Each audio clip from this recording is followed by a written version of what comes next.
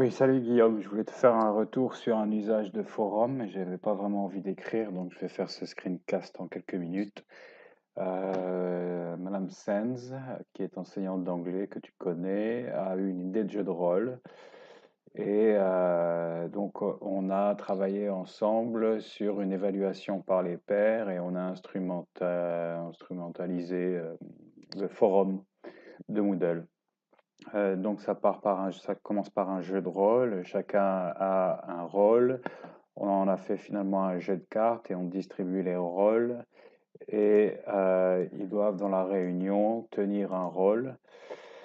Et on a utilisé les tablettes pour les filmer de manière à permettre l'évaluation par les pairs à distance sur la base de la vidéo qui aura été tournée. Et donc là, ils se retrouvent en classe, ils font leur jeu de rôle, les autres regardent, et en fait, on leur distribue une carte, et sur cette carte, il y a toujours une caractéristique ou du rôle mystère qu'ils découvrent au dernier moment. Par exemple, ce personnage-là n'est jamais d'accord avec le directeur des ressources humaines, le PDG est toujours est paternaliste, voilà, des choses comme ça, pour mettre un peu de piment. Donc là, ils jouent leur rôle, ça doit durer 10 minutes et ils doivent développer le vocabulaire du cours, etc. Pour la partie qui t'intéresse, c'est dans Moodle. Donc on a ce document qui est sur Moodle qui, bien à l'avance, stipule les rôles. Et on a ici créé avec, alors là du coup j'ai donné un coup de main à Sarah, on a créé une évaluation par les pairs. Et pour qu'ils puissent s'évaluer par les pairs, j'ai fait un tuto sur l'utilisation du forum. Et dans ce forum, qui s'appelle Pair Assessment, on a donc un tuto qui explique la manip. Et puis j'ai créé en fait des fils de discussion que j'ai renommés groupe 1, groupe 2, groupe 3, groupe 4. Et dans le premier post épinglé, on donne la fiche, la grille d'évaluation.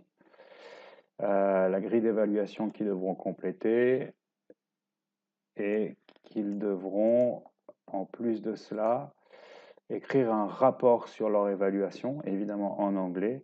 Donc, ils doivent l'écrire collaborativement sur le groupe qu'ils auront évalué, bien entendu, et ils seront notés sur leur travail d'évaluateur. Donc, ils sont notés à deux niveaux, dans leur prestation orale, et qui est filmée, et la qualité de l'évaluation qu'ils vont faire de chaque groupe.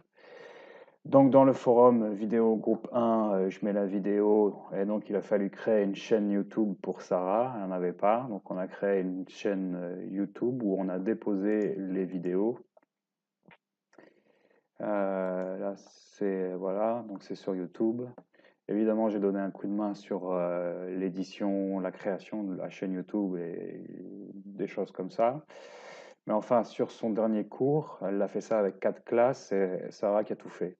Donc, respect. Elle a pris tout ce qu'il y avait à faire en main. Elle a appris et elle a été autonome sur la dernière partie. Donc, on a la vidéo qui est là. Enfin, je fais un post. Group 4 checks group 1. Donc, ça, c'est la consigne. Et comme tu vois ici, ils ont répondu. Donc, les élèves donnent leur travail de groupe sur la vidéo à laquelle ils ont assisté en présentiel et qu'ils vont pouvoir revoir à distance et ils rendent leur évaluation dans ce forum que donc le groupe qui est en train d'être évalué pourra consulter à partir du moment où il aura été posté. Donc je te donne à voir l'évaluation. Et voilà leur évaluation, donc la grille d'évaluation qu'ils ont complétée et leur rapport ici sur les rôles, enfin ce qu'ils ont à dire. Donc tu vois, ce qui est intéressant, c'est que ça les fait écrire en anglais, parler en anglais, se voir aussi en train de parler en anglais. Et j'en passe. Donc le bilan de cette initiative, c'était un peu rock'n'roll parce qu'on s'est un peu lancé tête baissée sans vraiment préparer les élèves. Donc on peut évidemment l'améliorer et enfin ça tu comprendras. Mais si tu as l'occasion de croiser Sarah et de lui parler de cette utilisation de forum pour l'évaluation par les pairs, bah, elle te dira du bien. peut-être du mal aussi, mais je crois que globalement, du point de vue des étudiants, c'était plutôt positif parce que du coup, elle a à aucun moment parlé, ils ont tout le temps été actifs, et ils ont évidemment profité de cette auto-évaluation pour se disputer en anglais, ne pas être d'accord, être d'accord, débattre en anglais, etc. Donc, ce qui fait que, on dit qu'ils ont été actifs, et donc c'est un peu le but. Donc, c'était plutôt concluant, en fait.